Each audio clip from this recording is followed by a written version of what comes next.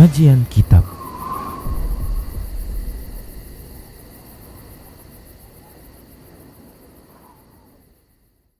Bismillah, assalamualaikum warahmatullahi wabarakatuh.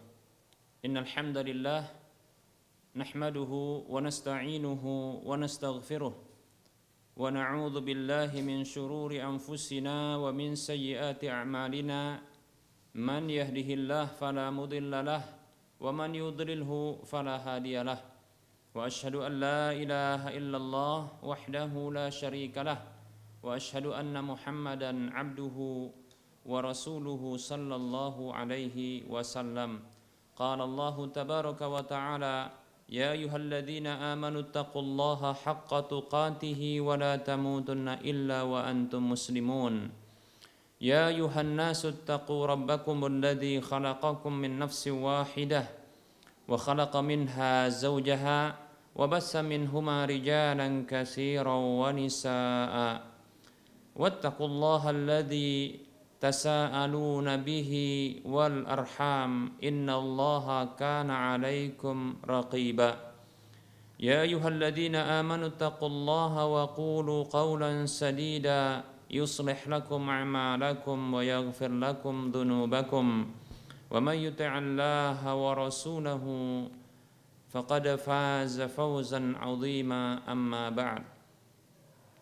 Fa inna asdaqal hadits kitabullah wa khairal huda huda Rasulillah sallallahu alaihi wasallam wa syarral umuri muhdatsatuha wa kullu muhdatsatin bid'ah wa kullu bid'atin dhalalah wa kullu dhalalatin finnar.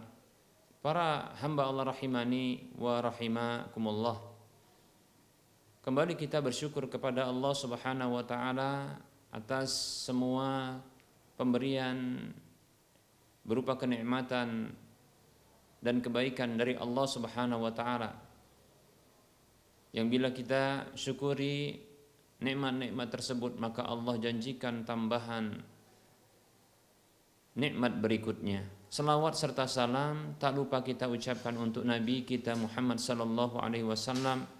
Semoga Allah Subhanahu wa taala memberikan taufik kepada kita agar kita berada di atas petunjuk Rasulnya. Para hamba Allah rahimani wa rahmakumullah, para pemirsa Rosa TV dan para pendengar Radio Medan Mengaji di mana saja Anda berada, a'azzani Allah wa iyyakum jami'a. Kita kembali melanjutkan pembahasan kitab Minhajul Muslim dalam bab akidah, dan kita masih melanjutkan pembahasan tentang wali-wali Allah Subhanahu wa taala, yaitu hamba-hamba pilihan Allah Subhanahu wa taala yang Allah pilih untuk beribadah dan mentaatinya, yang Allah mencintai mereka dan mereka mencintai Allah Subhanahu wa taala, yang mereka beriman kepada Allah Subhanahu wa taala dan segala bentuk perkara-perkara yang wajib untuk mereka imani maka mereka mengimaninya, dan mereka adalah orang yang bertakwa melaksanakan semua perintah-perintah Allah Subhanahu wa taala, bahkan memerintahkan manusia dengannya, dan juga sekaligus mereka meninggalkan larangan-larangan Allah dan mereka pun melarang manusia darinya. Baik para hamba Allah rahimani wa rahimakumullah, para wali Allah Subhanahu wa taala, penghulu mereka adalah para rasul dan para nabi alaihi wassalatu wassalam. Semoga Allah Subhanahu wa taala bersama mereka kelak di hari kiamat. Amin ya rabbal alamin. Baik, kita akan lanjutkan pembahasan penyebutan dalil-dalil dari hadis Nabi sallallahu alaihi wasallam tentang wali-wali Allah dan kemuliaan-kemuliaan yang telah Allah Subhanahu wa taala berikan kepada mereka.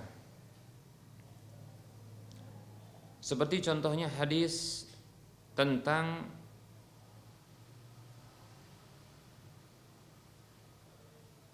tiga orang yang berlindung di gua.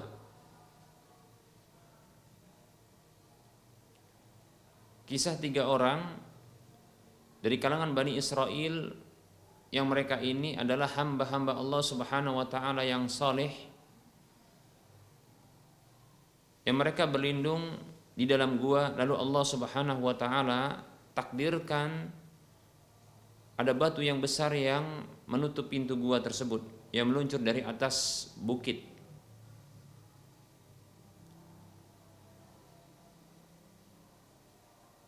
Lalu mereka berkomitmen untuk berdoa kepada Allah Subhanahu wa taala, bertawassul dengan amal-amal saleh mereka. Yang dengan itu mereka akan ditolong oleh Allah Subhanahu wa taala untuk keluar dari gua tersebut.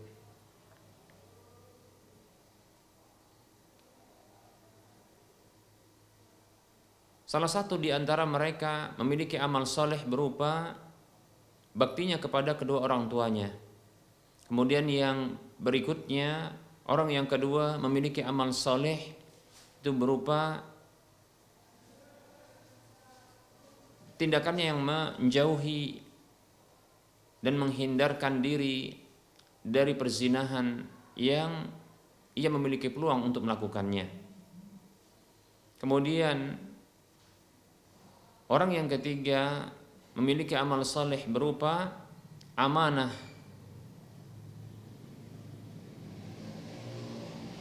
dan tidak serakah terhadap harta pekerjanya. Bahkan dia sempat mengembangbiakkan upah dari pekerja tersebut sehingga menjadi tumbuh kembang yang begitu banyak, bahkan sampai menjadi hewan ternak yang menutupi bukit karena begitu banyaknya. Baik para hamba Allah rahimani wa rahmakumullah, amal-amal soleh seperti ini yang tatkala mereka melakukannya dan tatkala mereka terjebak dalam gua, mereka bermunajat kepada Allah, berdoa, mendekatkan diri mereka kepada Allah Subhanahu wa taala, mempasrahkan urusannya kepada Allah Subhanahu wa taala. Bahkan mereka menyebutkan bahwa bila benar ikhlas amal ibadah tersebut untuk Allah Subhanahu wa taala, maka mereka meminta kepada Allah agar membukakan jalan keluar bagi mereka. Maka sedikit demi sedikit Allah Subhanahu wa taala buka sesuai dengan permintaan mereka. Dan orang yang terakhir berdoa dengan itu, maka Allah Subhanahu wa taala membuka jalan keluar bagi mereka. Baik para hamba Allah rahimani wa rahmakumullah. Nah, hadis ini hadis yang sahih dan masyhur, dan tentunya pengkabaran ini merupakan pengkabaran Nabi SAW tentang hamba-hamba Allah Subhanahu wa taala di masa dahulu, sekaligus kemuliaan yang Allah berikan ya kepada hamba-hamba Allah, hamba-hamba pilihan Allah, para wali-wali Allah Subhanahu wa taala. Karomah untuk mereka dari Allah Subhanahu wa taala. Baik, berikutnya para hamba Allah rahimani wa rahimakumullah adalah kisah yang disebutkan oleh Nabi kita Muhammad sallallahu alaihi wasallam, juga kisah tentang Bani Israel atau kisah umat terdahulu yang diriwayatkan oleh Imam Muslim dalam kitab Az-Zuhd, ya, kitab Zuhud. Nabi sallallahu alaihi wasallam mengkisahkan tentang seorang anak muda beserta dengan rahib.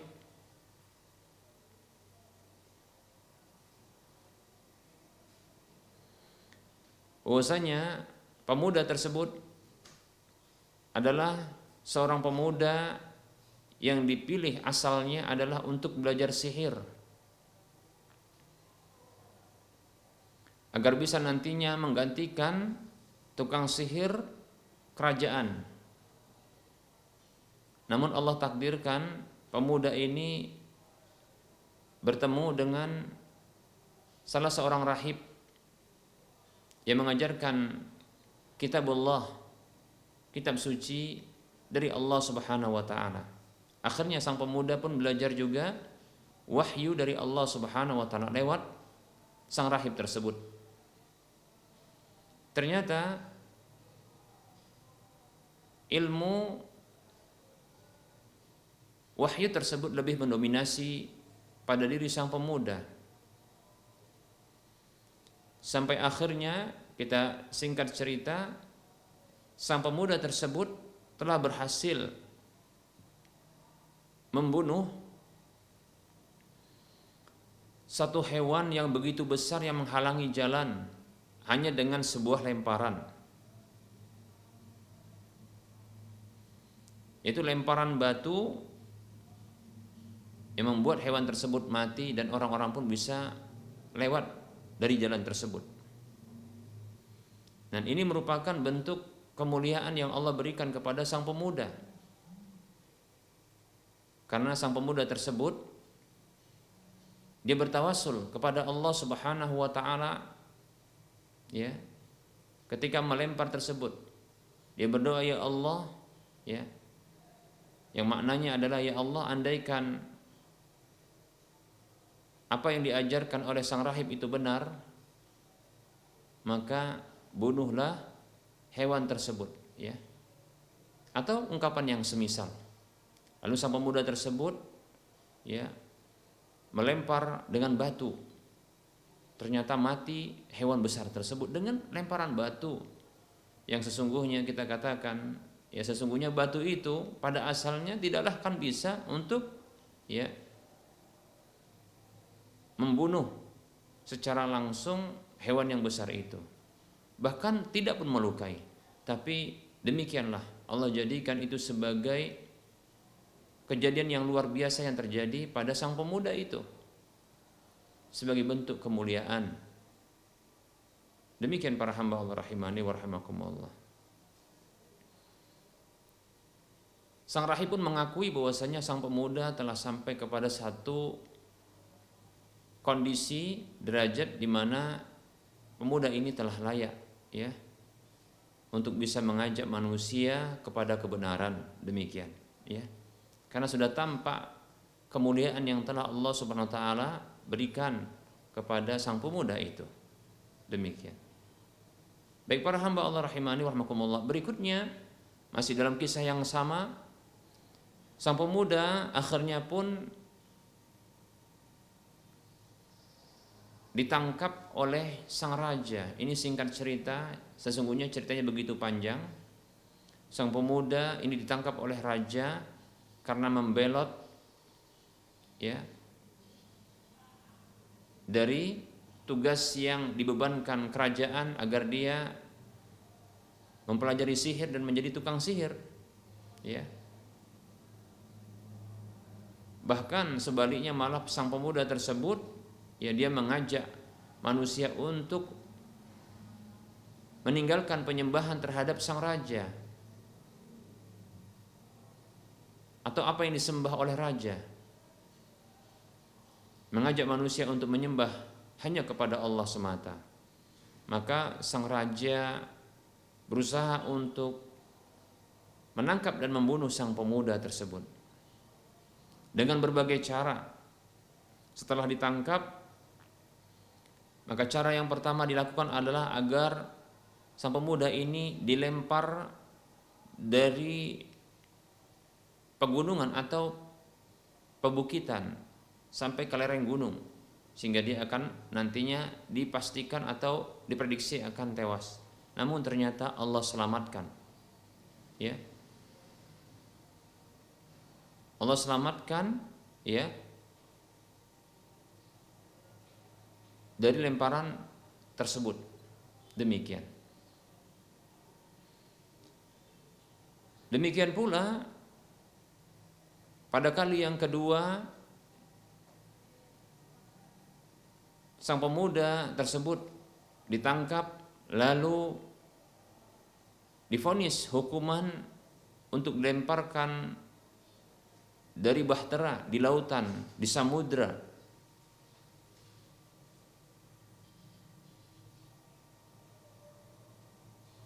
Namun akhirnya Allah Subhanahu wa taala selamatkan dia dari lautan tersebut. Keluar dari laut dalam kondisi berjalan. Demikian.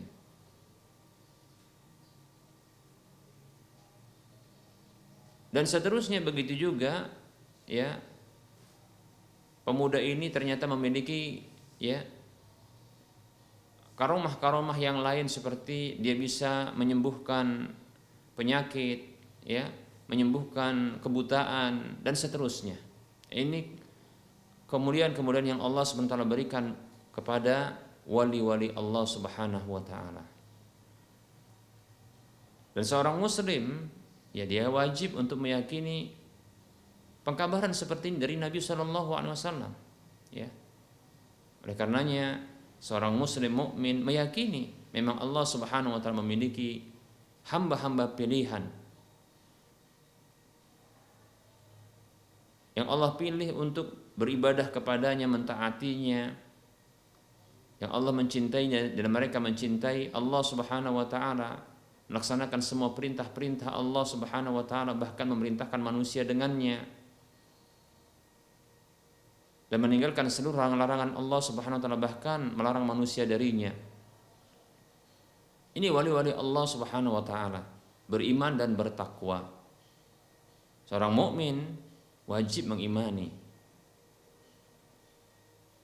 adanya wali-wali Allah Subhanahu wa taala beserta dengan kemuliaan-kemuliaan yang Allah berikan kepada mereka, dan itu terjadi sampai hari kiamat. Baik para hamba Allah rahimani wa rahimakumullah.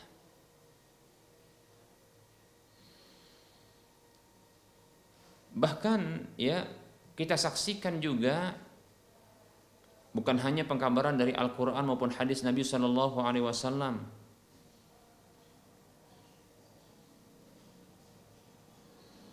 bahkan, ya, itu terjadi juga pada diri sahabat radhiyallahu anhum ajma'in.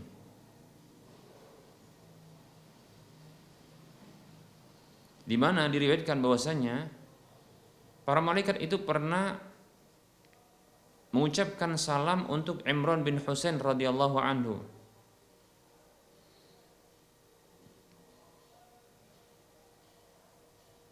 Begitu juga bahwasanya Salman Al-Farisi, Abu Darda radhiyallahu anhuma dahulu pernah makan pada satu wadah, ternyata wadah tersebut atau makanan tersebut itu bertasbih padanya. Demikian. Begitu juga diriwayatkan bahwasanya Khubayb, salah satu sahabat Nabi Shallallahu alaihi wasallam yang mati syahid, itu pernah dahulunya tertawan di sisi orang-orang musyrik di Makkah. Ternyata Allah datangkan kepadanya anggur yang dia makan, padahal ketika itu di Makkah tidak ada anggur, ya. Itu buah-buahan yang tidak ada, ya, tumbuh di Makkah. Namun ternyata Khubayb radhiyallahu an mendapatkan sajian makanan berupa anggur. Ini tentunya satu hal yang begitu mengherankan. Ya, ini merupakan perkara kejadian luar biasa yang terjadi pada diri sahabat radhiyallahu anhum ajma'in.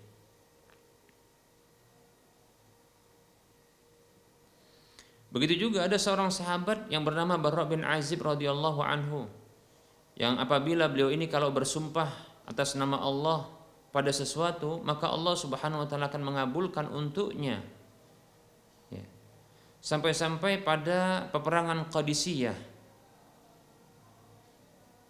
dia bersumpah kepada Allah Subhanahu wa taala, bersumpah atas nama Allah Subhanahu wa taala, ya, untuk membebaskan kaum muslimin dari perbudakan orang-orang musyrik. Dan Barra bin Azib radhiyallahu an adalah orang yang pertama mati syahid dalam peperangan ketika itu, ya, sebagaimana yang dimintanya, ya. yaitu mati syahidnya seperti apa yang dimintanya. Masya Allah, luar biasa ini, ya.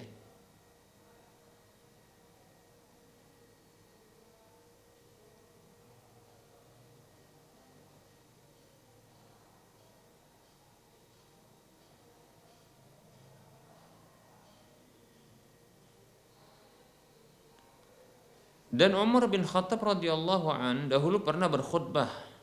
Ini juga kisah yang ini merupakan juga ya kisah tentang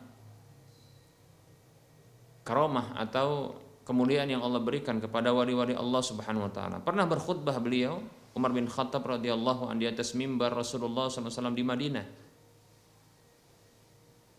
Nah, ketika di mimbar itu dia mengatakan, ya Sariyatul Jabal, ya Sariyatul Jabal, ya.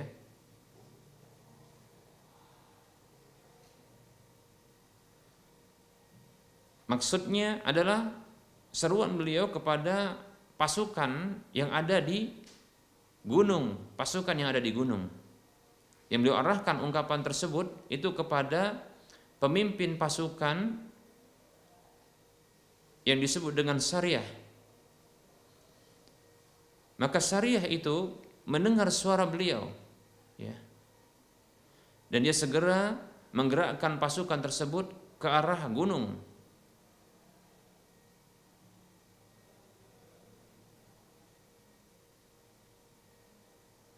Maka ketika itu, ya, kemenangan mereka dan musuh pun terkalahkan, ya, musuh-musuh dari kalangan kaum musyrikin, demikian. Kemudian Sariyah ini, ya, kembali dan mengkabarkan kepada Umar dan para sahabat radhiyallahu anhum terhadap apa yang dia dengar dari suara Umar radhiyallahu an, ya, seperti itu. Lihat, ya, bagaimana ternyata Allah Subhanahu wa taala memberikan kemuliaan kepada Umar, di mana suara perintahnya sebagai khalifah ketika itu, ya, untuk menyerang pasukan kaum musyrikin, musuh-musuh Islam yang ada di balik gunung tersebut, ya.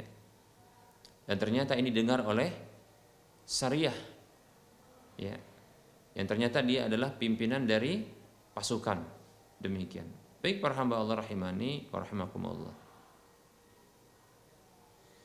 Begitu juga riwayat bahwasanya Ala bin Hadrami radhiyallahu an dahulu pernah mengatakan di dalam doanya, ya Alim, ya Hakim, ya Ali, ya Azim.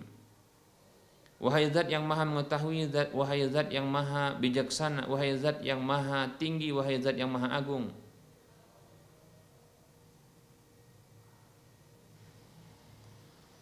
Maka dikabulkanlah permintaan Ala ibnul Hadrami ini. Sampai pun, ya, ia bersama dengan pasukannya yang bersamanya ketika itu mengarungi lautan, menyeberangi lautan, namun tidak basah sedikit pun, ya. Bahkan, ya, ekor-ekor kuda mereka pun tidak basah sedikit pun. Lihat, ini kisah yang juga masyhur, ya, di zaman sahabat, yaitu seorang pemimpin pasukan Ala bin Al-Hadrami, ya, yang memimpin pasukan ketika itu, yang dia sedang mengejar pasukan musuh.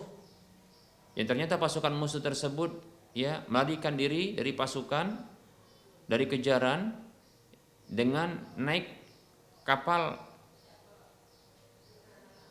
perahu-perahu untuk menyeberangi lautan tersebut. Akhirnya dikejar, ya. Dan pemimpin pasukan Ala Al-Hadrami ini ketika itu mengejar mereka, ya, agar mereka bisa terkalahkan. Maka dia memanggil Allah Subhanahu wa taala, berdoa kepada Allah, ya Alim, ya Hakim, ya Ali, ya Azim. Wahai zat yang maha mengetahui, wahai zat yang maha bijaksana, wahai zat yang maha tinggi, wahai zat yang maha agung. Maka dikabulkan permintaan tersebut, ya. Lalu mereka ya, tanpa berhenti dari kejaran tersebut, mereka segera ya menggebrak tunggangan-tunggangan mereka untuk melewati lautan sehingga mereka bisa menyeberang lautan tersebut di atas air tanpa basah sedikit pun, bahkan tanpa basah sedikit pun ujung-ujung dari ekor kuda mereka yang mereka tunggangi. Demikian. Begitu juga ada kisah tabi'in, yaitu Hasan al-Basri rahimahullahu ta'ala, bahwasanya ia pernah berdoa kepada Allah subhanahu wa ta'ala ya, untuk seorang laki-laki yang suka mengganggunya, menyakitinya. Maka seketika tewas, meninggal orang tersebut.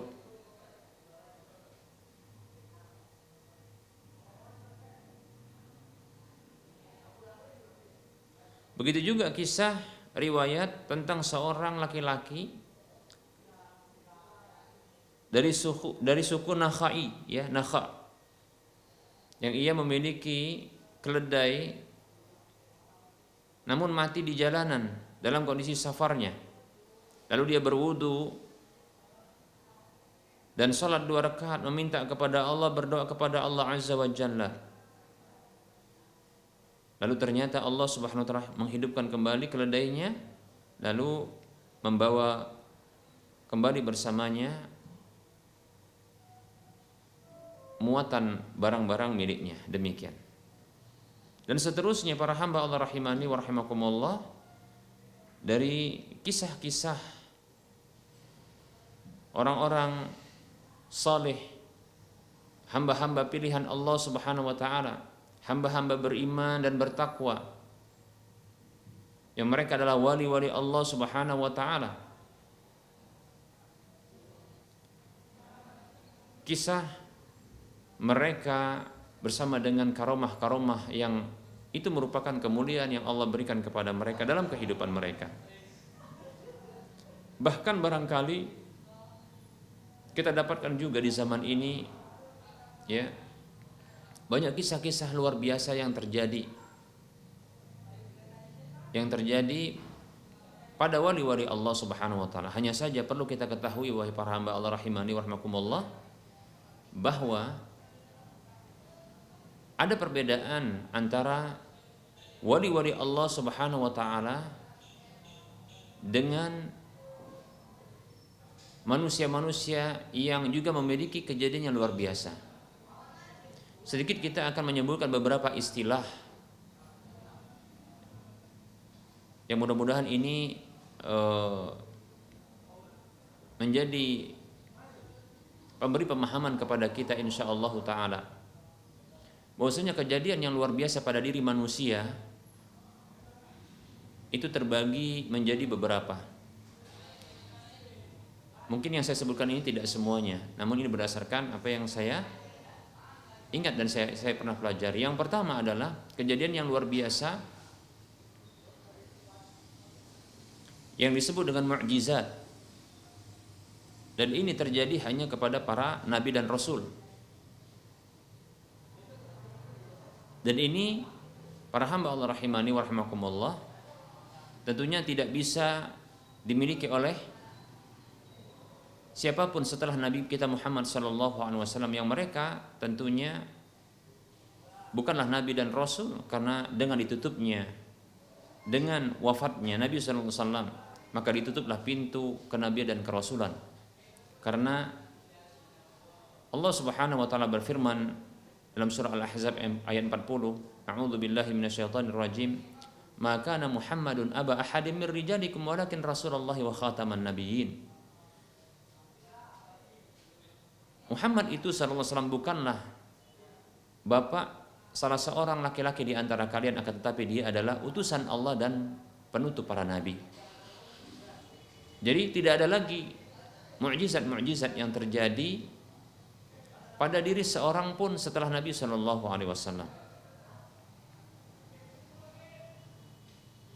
Berikutnya adalah kejadian-kejadian luar biasa kejadian yang luar biasa yang terjadi kepada para wali-wali Allah, dan ini yang kita sedang bahas. Dan pembahasan kita ini lebih umum tadinya, ya, karena tercakup di dalamnya adalah mukjizat. Ya. Baik. Namun para wali Allah yang dimaksudkan di sini adalah orang-orang yang orang-orang soleh yang di bawah derajat para nabi dan rasul, seperti para sahabat, tabi'in, tabi'ut tabi'in, yang mereka adalah orang-orang beriman dan bertakwa, orang-orang soleh, demikian wali-wali Allah. Nah, kejadian luar biasa yang telah kita sebutkan, ya, barusan ini, nah inilah dia disebut dengan karomah, demikian.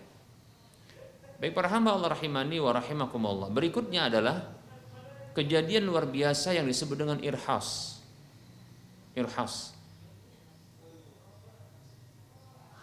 Mungkin istilah ini hanya muncul di sebagian istilah para ulama saja.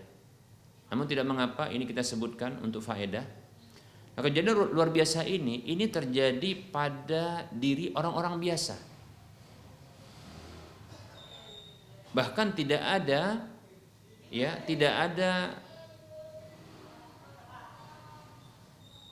kelebihan sedikit pun pada manusia tersebut dari sisi keimanan dan amal solehnya.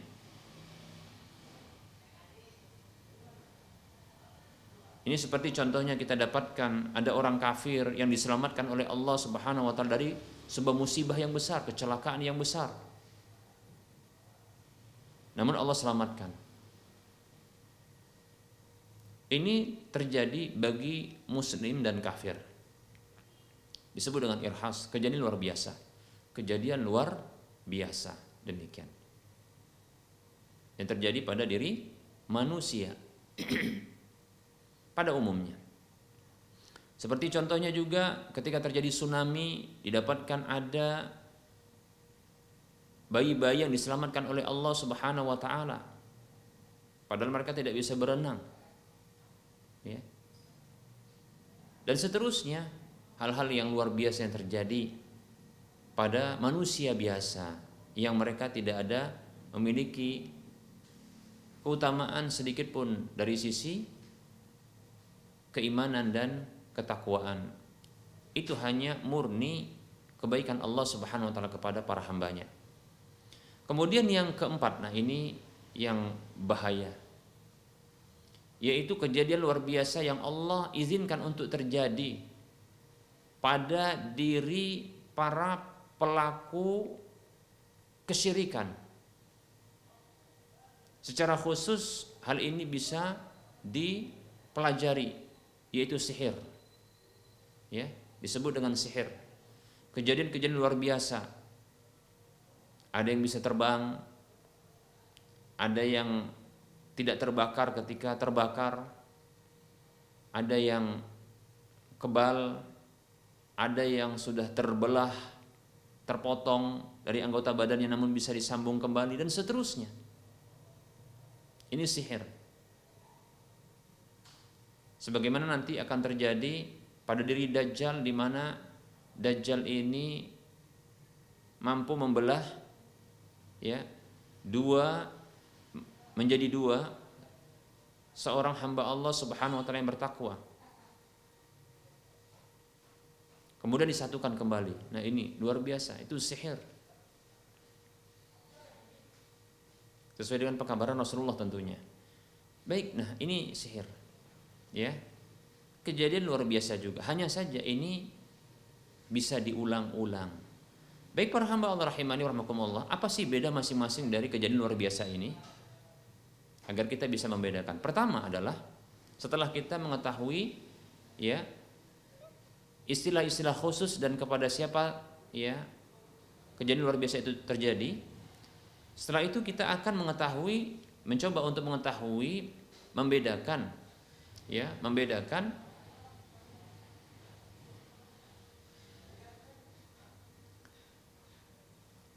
atau menjelaskan perbedaan antara masing-masing dari kejadian luar biasa ini. Perlu diketahui bahwasanya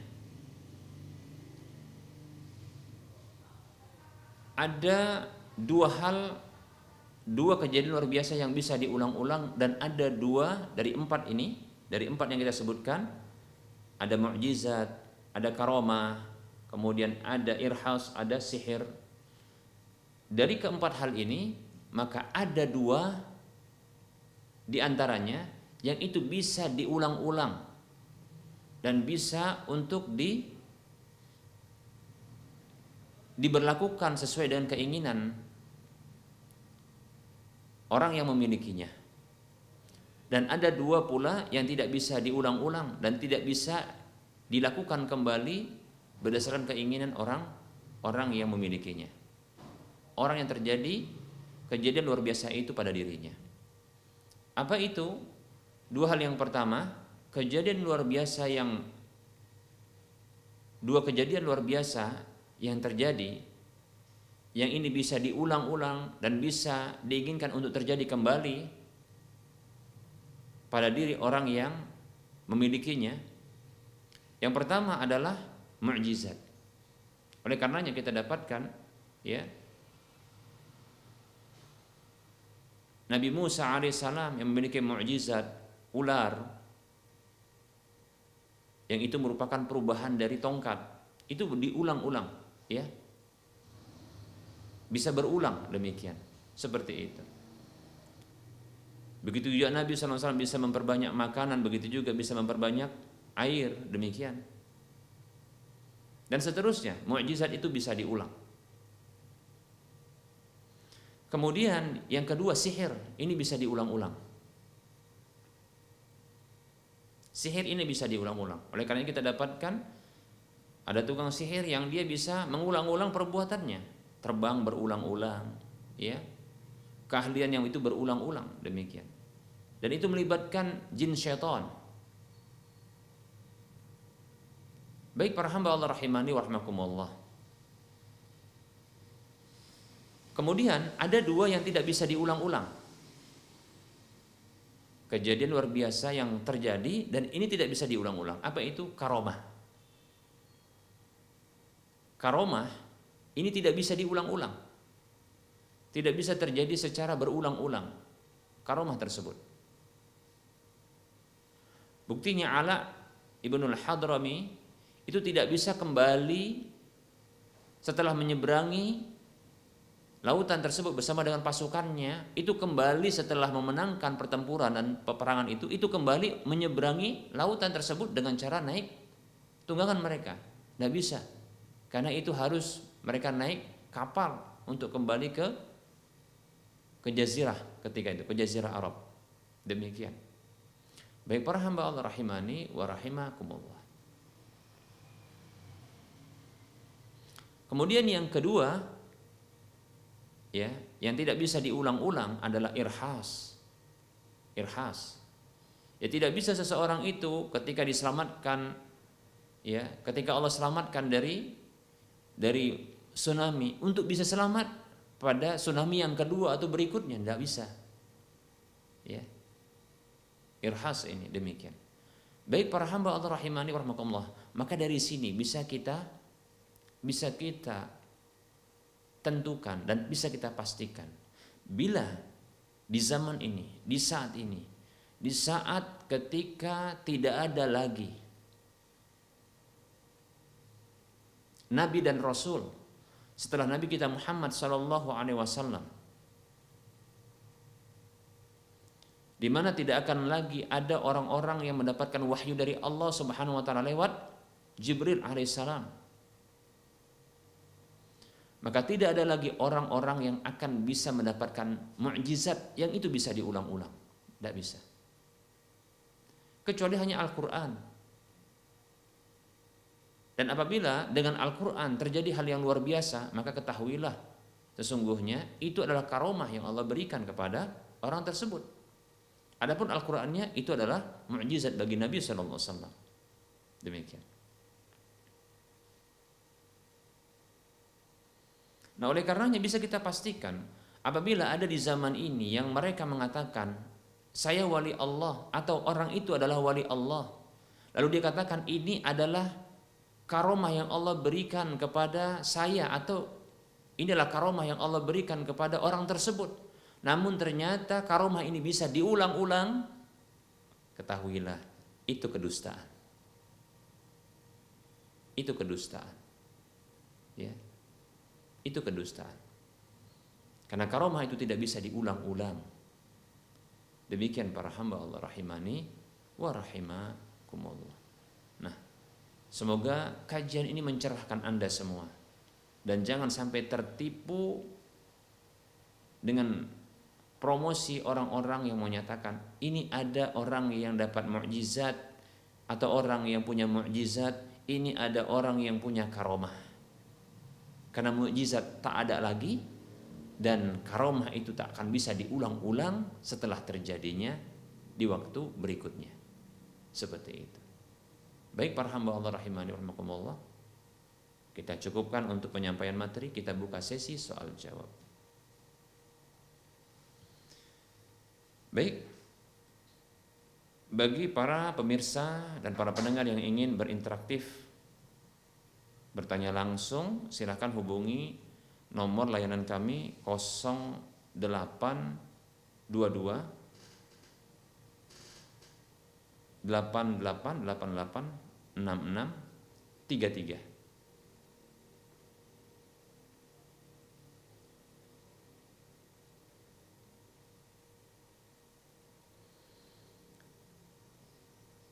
Baik, para pemirsa yang ingin bertanya dipersilahkan ya di nomor 0822 8888 6630, bukan 33 ya. 0822 8888 6630. Kemudian bagi yang ingin bertanya lewat chattingan SMS atau WhatsApp, maka silahkan di nomor layanan kami ini yang sama, nomor yang sama, kemudian bisa juga di nomor layanan kami yang lain 0852 6190 4177.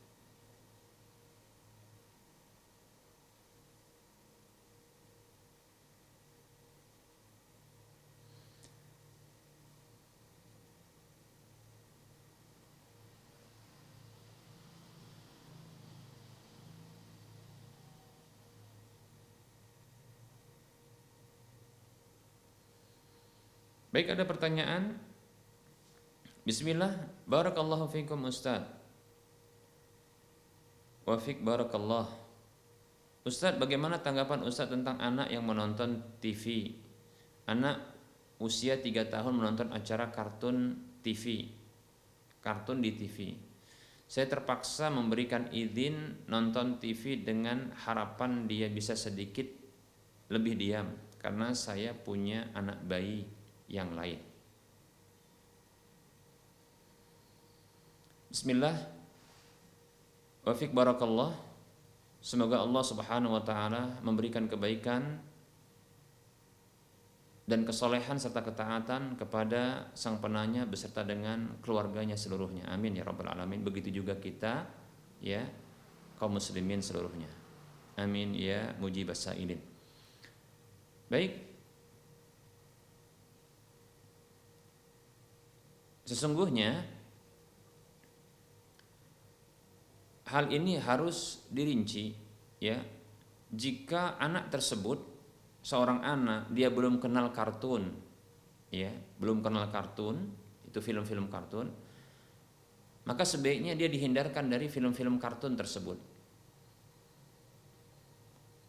Saya lebih condong untuk diberikan sajian video-video dokumenter tentang alam ya, tentang binatang ya, pendidikan ya, yang sifatnya adanya kasih sayang antar binatang tersebut ya. Ya, film-film dokumenter tentang alam. Nah, ini lebih utama ya, yang mereka insya Allah taala juga senang ya. Bahkan lebih-lebih apabila ada ya, bersamaan dengan itu ya, itu disertakan dengan murattal Al-Quran. Jadi dokumenter alam, film dokumenter alam itu disertakan dengan adanya murattal Al-Quran yang diperdengarkan kepadanya sambil dia melihat, kemudian sambil menonton dia mendengar. Walaupun dalam masalah ini ada perbedaan pendapat di kalangan para ulama, saya condong kepada bolehnya. Bahkan barangkali saat ini menjadi solusi. Karena begitu banyaknya tontonan-tontonan, ya, demikian. Baik, ya, ini yang pertama. Nah, apabila ini rincian pertama.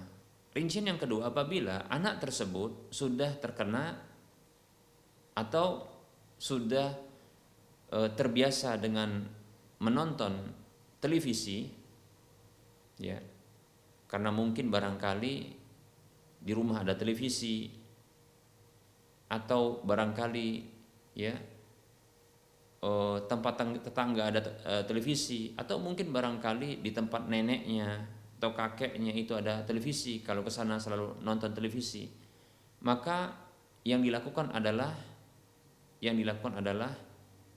taqlilul madarrah, yaitu meminimalisir mudarat. Maka arahkan anak untuk dia menonton tontonan, baik itu lewat televisi ataupun lewat media yang lain seperti mungkin laptop, ya, untuk menonton film-film kartun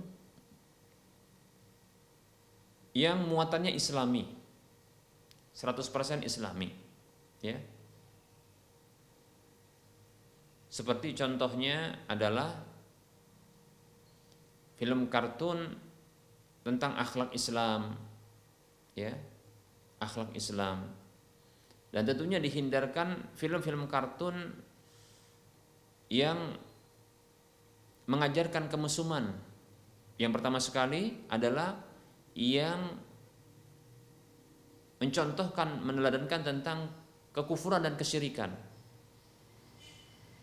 Contohnya seperti kalau yang kesyirikan adalah kemampuan, ya, dari tokoh kartun tersebut yang bisa menghadirkan kekuatan, ya, yang ini kekuatan hanya Allah yang mampu untuk melakukannya, merubah, ya, ketika itu kehidupan menjadi buruk menjadi baik, baik atau menjadi buruk, demikian. Begitu juga contohnya seperti jimat-jimat, cincin yang bisa memberikan kekuatan, ya, kalung yang bisa memberikan kekuatan, tongkat yang bisa memberikan kekuatan, dan seterusnya. Nah, ini mengandung kesyirikan. Yang mengandung kekufuran contohnya adalah seperti, ya, sebagian film-film atau kartun yang di dalamnya terdapat penuhanan kepada selain Allah. Ya, seperti contohnya kita katakan, ya, seperti ada penyembahan kepada manusia, itu tentunya kesyirikan juga, ya. Atau kita katakan, ya, ada film tentang muatan pesan kekufuran agama-agama di luar Islam, ya, seperti salib, seperti Buddha, ya. Nah, ini merupakan bentuk kekufuran, ya, kesyirikan termasuk kekufuran, demikian, seperti itu.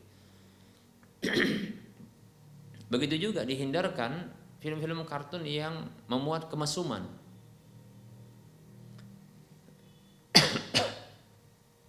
seksualitas, membuka aurat serampangan. Nah, ini akan dicontoh oleh anak-anak tentunya, ya. Begitu juga kekerasan seperti contohnya perkelahian, ya, pertarungan, seperti itu. Ini dihindarkan. Seperti itu, ya. Maka yang bisa disajikan seperti contohnya, ya, film kartun tentang mobil, ya, atau contohnya menyusun satu bangunan dan seterusnya. Yang jelas saya tidak tahu ini apa, ya, ya. Yang jelas itu harus, ya, bebas dari kekufuran, kesyirikan, kemudian kemesuman, ya, seksualitas, ya, kemudian begitu juga kekerasan dan pelanggaran-pelanggaran yang lainnya. Nah, kalau sudah terlanjur, ya, dan kalau bisa pilih juga, ya, yang dia ada murotalnya. Ini paling tidak lebih ya lebih mudah, lebih bermanfaat. Walaupun kembali kita katakan dalam masalah ini ada perbedaan pendapat di kalangan para ulama kontemporer, ya. Namun saya condong kepada pendapat kebolehannya seperti itu, ya. Wallahu taala a'lam.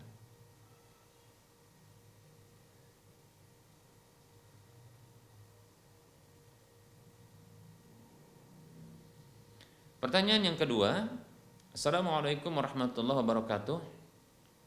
Semoga Allah senantiasa menjaga Ustaz dan keluarga beserta seluruh kaum mukminin. Amin ya rabbal alamin. Ustaz, bagaimana dengan seorang yang memiliki kemampuan yang tidak biasa? Kejadian luar biasa. Bisa tiba di satu tempat dengan sekejap dan berpenampilan alim, kemampuannya bermacam-macam sehingga orang menganggap itu karamah. Padahal bagaimana tanggapan Ustaz? Sementara dalam kajian Ustaz sampaikan bahwa karamah itu tidak bisa diulang. Jazakallahu khairan.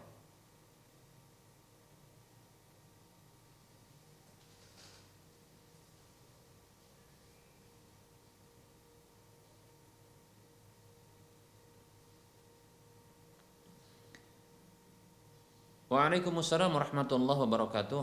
Semoga Allah Subhanahu wa taala juga senantiasa menjaga sang penanya beserta kaum muslimin seluruhnya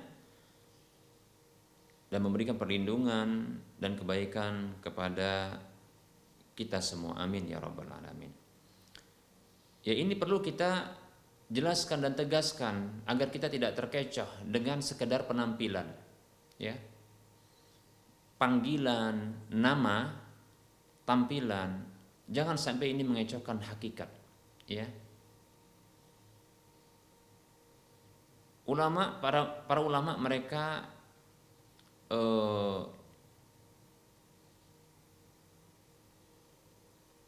membuat satu kaedah, yaitu kaedah al-ibratu bil haqaiqi la bil mabani. Al-ibratu bil haqaiqi la bil mabani wal alfadhi.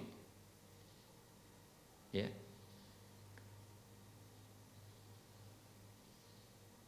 Hakikat yang menjadi standar itu adalah hakikatnya. Bukanlah dia tampilan, juga bukan nama-nama. Demikian. Karena memang Rasulullah SAW bersabda, "Innallaha la yanzuru ila suwarikum wa amwalikum walakin yanzuru ila qulubikum wa amalikum." Sesungguhnya Allah tidaklah melihat kepada bentuk-bentuk fisik kalian, begitu juga harta-harta kalian. Namun Allah melihat kepada hati-hati kalian, yaitu keimanan kalian, dan amal-amal kalian, yaitu ketakwaan. Nah, seperti itu. Oleh karenanya kita tinggal lihat saja, ya. Apakah amal-amalnya itu sesuai dengan petunjuk Allah dan Rasulnya? Tinggal demikian. Adapun tampilan jangan terkecoh. Karena sesungguhnya sekarang para dukun, ya, sesungguhnya saat ini para dukun, ya, para tukang sihir, ya, tukang ramal, mereka berpenampilan dengan penampilan orang-orang soleh. Kalaulah mereka saat ini berpenampilan seperti model dahulu, para dukun, tukang ramal, tukang sihir seperti dahulu, pakai belangkon, rambut panjang, kumis tebal, begitu ya, kumuh, maka ini orang nggak tertarik lagi, ya, nggak tertarik. Maka supaya laris dagangannya, mereka berpenampilan dengan tampilan yang begitu menarik, supaya orang tertarik, demikian. Tapi jangan terkecoh dengan tampilan, ya. Tapi lihat kepada hakikatnya, ya, iman dan amalnya. Apakah mereka sholat berjamaah di masjid? Nah, gitu. Apakah mereka orang-orang yang menjauhkan diri dari kesyirikan, kekufuran? Apakah mereka juga berbuat baik kepada sesama dan seterusnya dari, ya, ajaran-ajaran Islam yang diajarkan oleh Nabi kita Muhammad SAW? Demikian, itu saja dilihat, ya. Jangan terkecoh dengan tampilan, kemudian dengan kehebatan. Nah, kalau kita mau lihat tadi, kita katakan kalau kita mau lihat, ya, secara hakikat dari sisi kelebihan yang mereka miliki atau kejadian luar biasa yang terjadi pada diri mereka, mereka bisa menghilang dan bisa muncul tiba-tiba dari tempat yang jauh atau hilang dari tempat yang saat ini kita ada, lalu menghilang entah kemana. Atau mereka bisa terbang. Ini sama apabila mereka bisa melakukan itu berulang-ulang. Ketahuilah, ini kejadian yang di luar kebiasaan manusia. Mereka bukan nabi, sehingga itu bukan mukjizat. Mereka itu bukan wali, karena karomah itu, yang itu untuk para wali, itu tak bisa diulang-ulang. Sudah. Lalu apa mereka ini? Tebak aja sendiri, ya. Tinggal kita lihat kepada siapa mereka meminta, ya, kelebihan tersebut. Lalu apa amal mereka? Seperti itu. Dan jangan terkecoh, dan jangan pernah terkecoh. Ya. Andaikan pun mereka memiliki amal-amal yang tampak pada diri kita itu soleh, itu hanya sebagian yang tampak. Bisa jadi di balik itu ada kesyirikan dan kekufuran yang besar yang mereka lakukan. Karena pernah terjadi, ya, di mana seorang anak yang membongkar, sebenarnya bukan membongkar, terbongkar tanpa disengaja. Ya. Seorang anak yang saya baca kisahnya di mana, atau saya dengar kisahnya di mana anak tersebut adalah anak yang belajar di perguruan tinggi Timur Tengah, lalu kembali, dan orang tuanya adalah seorang tokoh agama kenamaan di wilayahnya, bahkan di wilayah yang lainnya juga tersohor namanya. Namun setelah wafatnya, sang anak ini mencoba untuk mengetahui, ya, satu tempat rahasia yang ini tidak diizinkan selama hidupnya. Sang ayah ini itu mengizinkan keluarganya, bahkan istrinya dan anak-anaknya untuk masuk ke tempat tersebut. Lalu dia, karena tidak ada penghalang untuk bisa masuk ke dalamnya, maka dia masuk melihat apakah ada satu yang dirahasiakan oleh ayahnya ini yang merupakan tokoh agama. Maka dia melihat ke kamar, tidak ada satu yang aneh di kamar tersebut. Lalu dia masuk ke WC, ternyata didapatkan di WC tersebut dia dapatkan tempat berpijak kaki untuk nongkrong, buang air besar itu adalah pijakannya Al-Quran. Na'udzubillah min dzalik. Lihat itu. Mushaf Quran yang dijadikan sebagai pijakan ketika nongkrong, buang air besar. Masya Allah. Seperti itu. Ini terjadi kisah seperti ini. Betul, dia selama hidupnya ayahnya ini memiliki kehebatan yang luar biasa. Ternyata demikian. Oleh karenanya jangan tertipu, jangan tertipu. Ya. Wallahu taala alam. Cirinya gampang sekali, ya. Kalau mukjizat, maka ini tak akan pernah ada setelah Nabi sallallahu alaihi wasallam terjadi bagi orang per orang tertentu. Kemudian yang kedua, kalau itu adalah karomah, maka itu hanya terjadi sekali, tidak berulang-ulang. Seperti itu. Sisanya adalah kejadian luar biasa pada diri manusia biasa, dan itu juga tak bisa berulang. Kemudian tersisa satu, yaitu sihir. Wallahu ta'ala.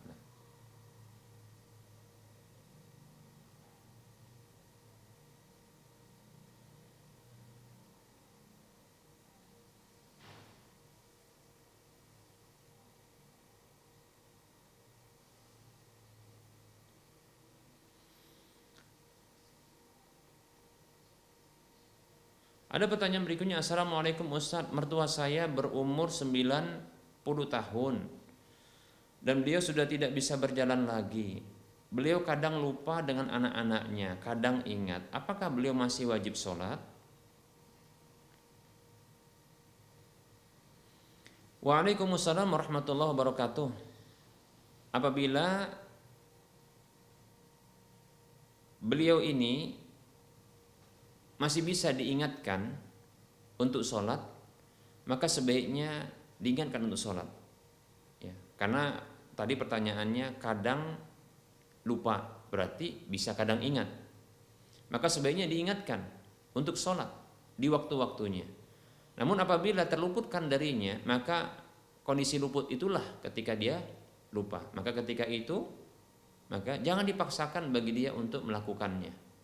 Karena memang ini sepertinya sudah masuk kondisi pikun, di mana akan hilang secara perlahan ingatannya sama sekali, demikian ya.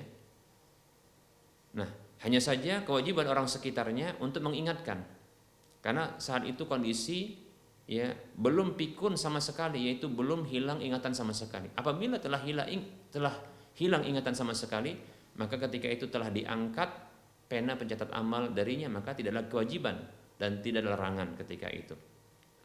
Hanya saja ya dicegah ya ketika melakukan pelanggaran-pelanggaran dan dosa, begitu juga diingatkan melakukan kebaikan seperti itu ya.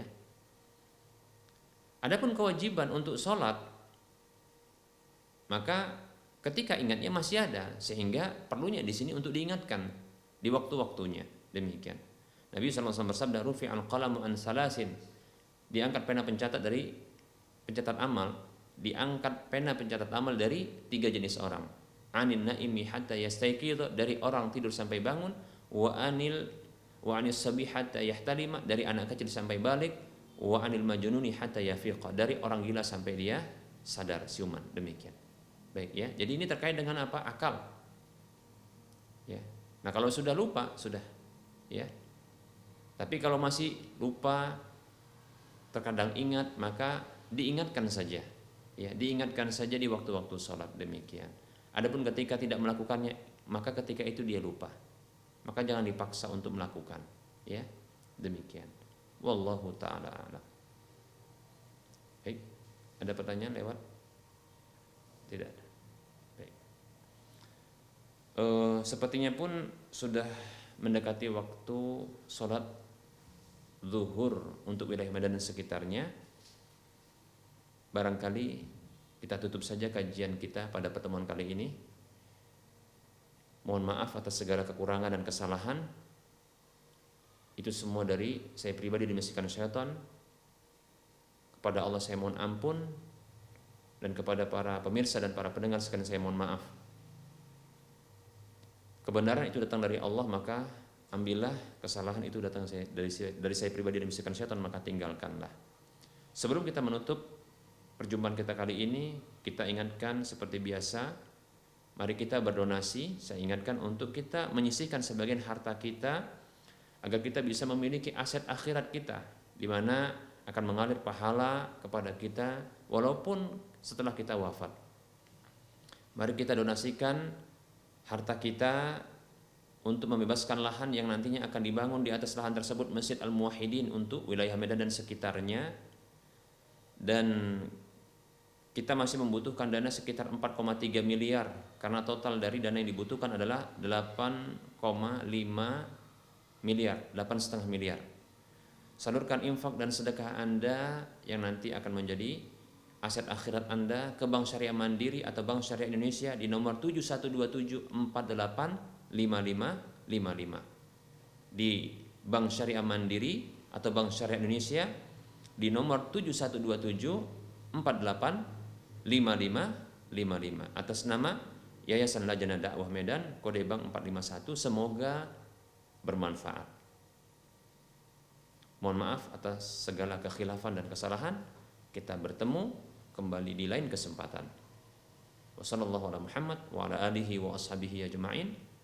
Subhanakallahumma wa bihamdika asyhadu an la ilaha illa anta astaghfiruka wa atubu ilaika walhamdulillahi rabbil alamin. Wassalamu alaikum warahmatullahi wabarakatuh.